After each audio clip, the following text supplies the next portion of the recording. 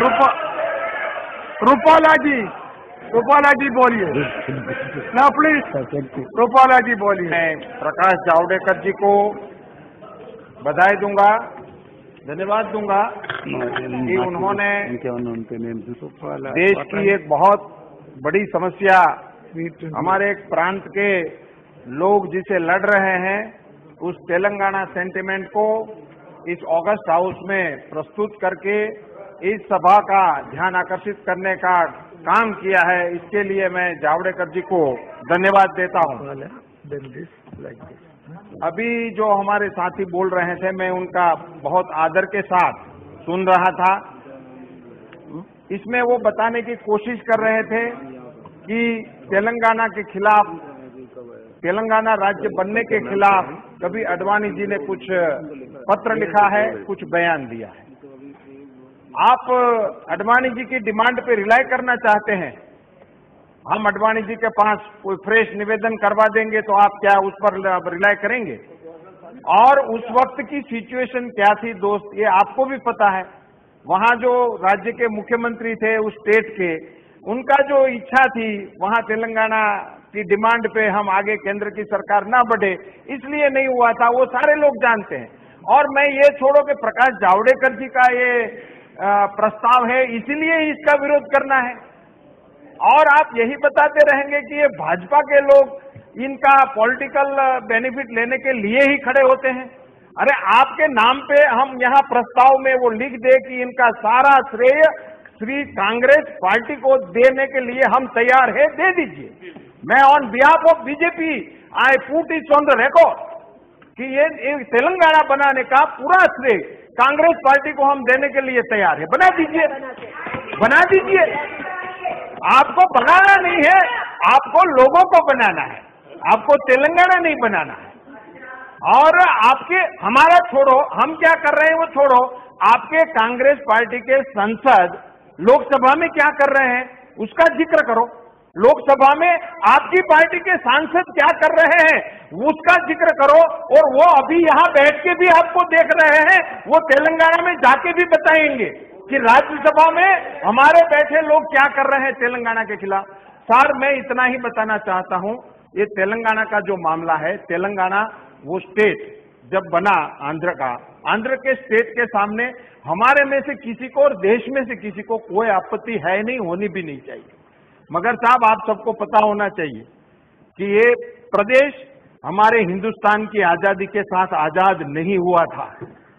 इसकी स्मृति इस ग्रह को होनी चाहिए, इस चर्चा में भाग लेने वाले सभी सांसदों को रखनी चाहिए। ये प्रदेश हिंदुस्तान की आजादी के बाद आजाद हुआ था, उस पर निजाम का रूल था और वो इस देश के साथ आजाद होने नहीं चाहता था।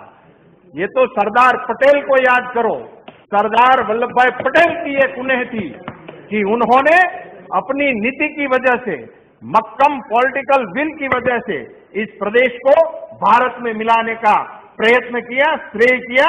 उसी की वजह से वो प्रदेश 48 में आजाद हिंदुस्तान की आजादी का जश्न मना देने के 1 साल बाद आजाद हुआ था।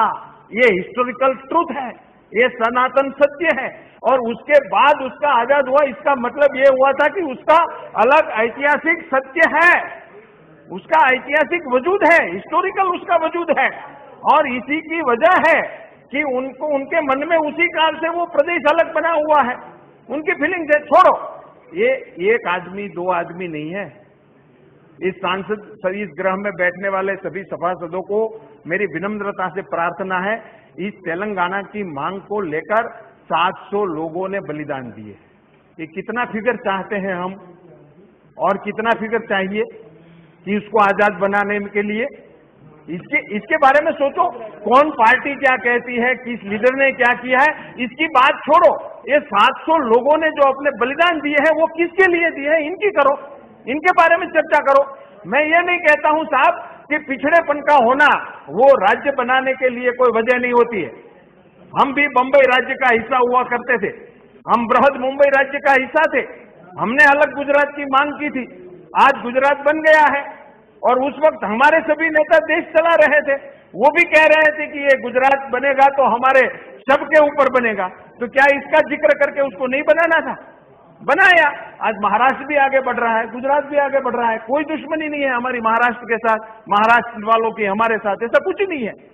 हम भी बृहद गुजरात मुंबई राज्य के हिस्सा हुआ करते थे। आज भी गुजरात में कई कानून ऐसे हैं जिस पर लिखा जाता है कि बॉम्बे म्युनिसिपल एक्ट, आज भी उस कानूनों में भी लिखा जाता है, किसी को इससे भी कोई आपत्ति नहीं है।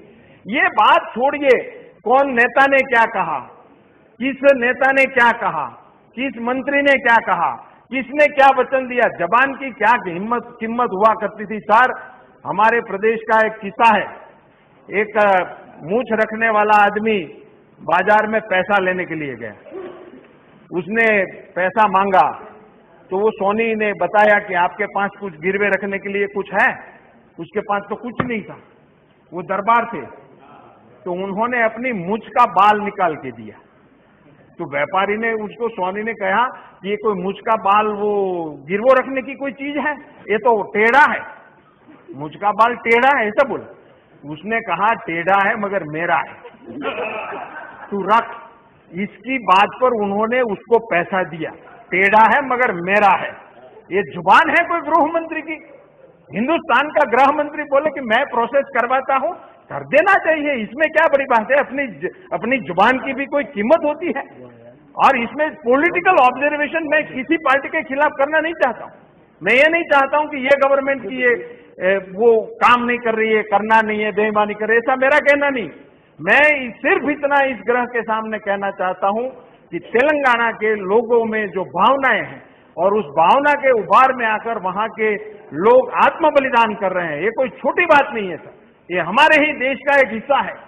और वहां के लोगों को इसकी भावना का कद्र करते हुए पार्टी जो भी पावर में है उनको तुरंत ही इसे ऐसे मुद्दों पर अपना ध्यान आकृष्ट करना चाहिए, उसमें वायदे करने नहीं चाहिए, उस पर जो भी अमल करना है वो खुल के करना चाहिए। ऐसे बिंदुओं पे हमें सबको ऑनेस्टली इस पर अपना मत देना चाहिए, प्रामाणिक रहना चाहिए। आज वो आंदोलन चलाने वाले लोगों को, ये आत्म बलिदान देने वाले लोगों को ये लग रहा है कि देश में ऐसी कोई सरकार नहीं है, ऐसे कोई नेता नहीं है जो हमारी बात कहे, सुने और बीच में आकर इसका रास्ता निकाले। ये इसमें क्या आपत्ति है? आप आपके हिसाब से रास्ता निकालिए, मगर इतना तो तय करके दीजिए कि यही रास्ता है जो लोगों को समझ में आए। आप ऐसे रास्ते बता रहे हैं जिससे पता ही नहीं लगता कि कहां जा रहा है नाव, भर समुद्र में कोई दिशा नहीं है। इससे लोगों में आक्रोश है। इसको बयान करने के लिए और इस फोरम में चर्चा के हेतु इस विषय को लाने के लिए मैं फिर से जावड़ेकर जी को बधाई देते हुए मेरी बात खत्म करता हूं। धन्यवाद।